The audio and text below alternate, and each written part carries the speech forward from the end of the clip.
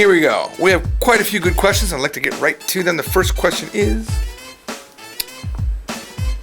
from, as I back up, from Ulkiora4.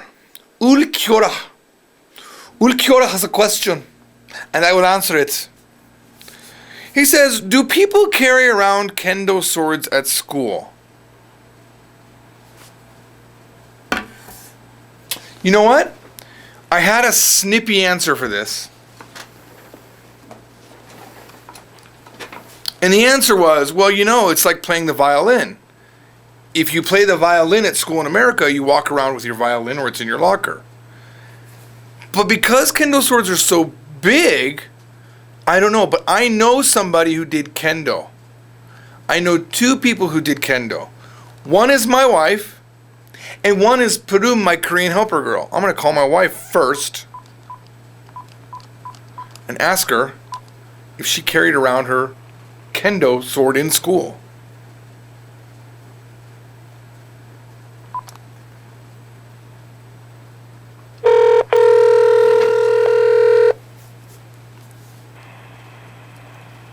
She won't be happy.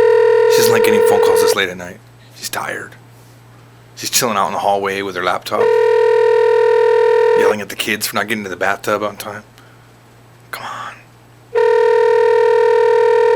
It's already 10 o'clock almost. Your call has been forwarded to an automatic voice message system. We're going to call someone who lived sort of near Japan in Korea and did Kendo. Come on, pick up. Come on. This might just end up being an unanswered question.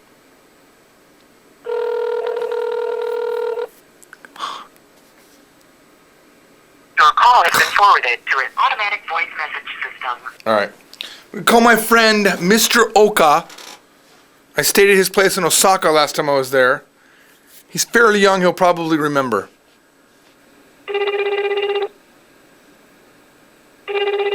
Come on. Don't leave me hanging, Japan.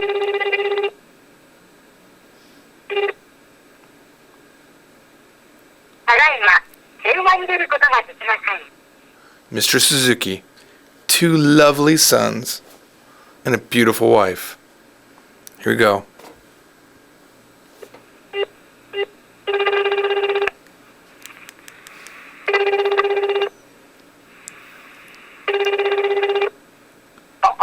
Moshi moshi. ジョージです。今大丈夫？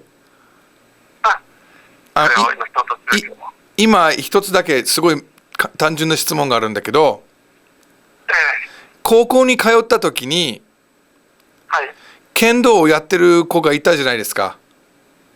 ありましたね。はい。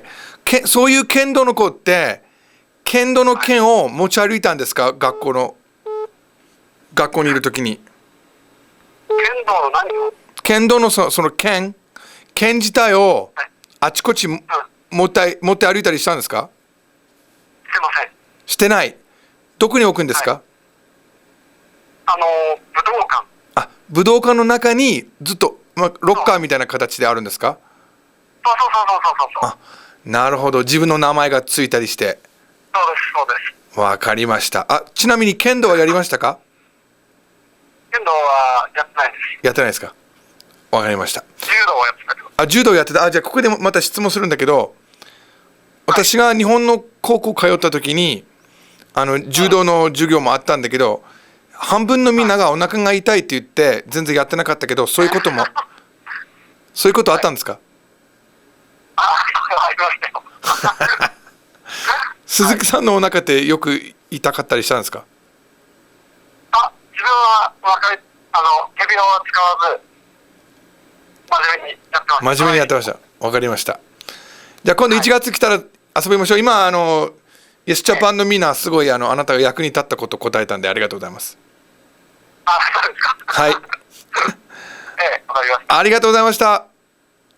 はい。じゃあまたバイバイ。はい。There you have it. They don't carry around their Kendo sword because they have it in the Budokan, which is the fighting area, what they call the Budokan, the fighting arena, right? The martial arts room, per se, where they have like either a locker or their name will be on there or something, I imagine. And there you have it. What an important question that we called multiple people around the earth to get an answer on.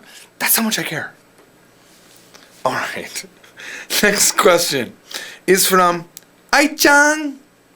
Ai-chan95 says, Geroge dono. I have been called Geroge before. Hang on. Hey, John. What's going on? I have a theoretical question for you. If you were in Japanese school in Japan, Yeah. and you were doing Kendo, you know what Kendo is? Yeah. Would you carry around your sword in school? Do you imagine that you would? Wait. Carry around the sword in... Yeah, like hang it on your back and walk around in school. Like, do you have a Kendo sword as you're walking around? A lot of your typical white guys would, yeah. Okay, but what if you were a Japanese student in Japan?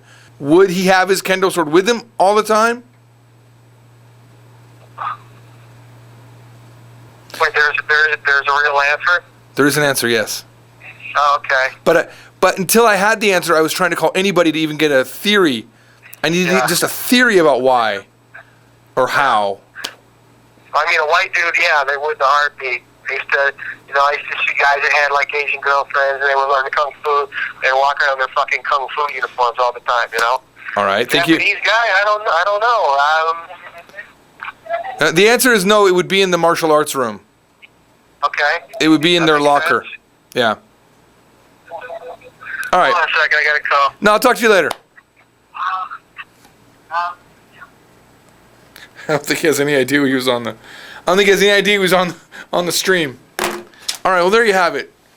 One expert opinion and one guy who probably gave an accurate answer. If you're a white guy, yeah, you're carrying around your Kendo sword, of course, because that's badass.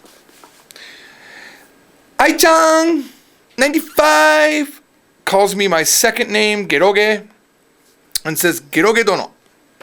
How do you know when to write an English word in Katakana?